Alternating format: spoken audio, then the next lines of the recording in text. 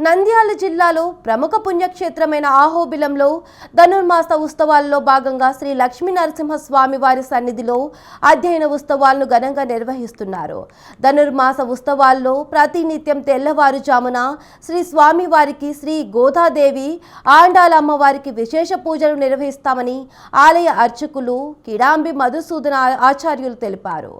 పగల్పత్తు రాపత్తు ఉత్సవాల పేరిట వేద దివ్య ప్రబంధ పారాయణం ప్రతినిత్యం నిర్వహిస్తున్నట్లు ఆయన తెలిపారు. ప్రస్తుతం 6వ రోజు పగల్పత్తు ఉత్సవంలో భాగంగా స్వామివారికి వేద పాసురాలతో నారాయణ నిర్వహిస్తున్నట్లు ఆయన తెలిపారు.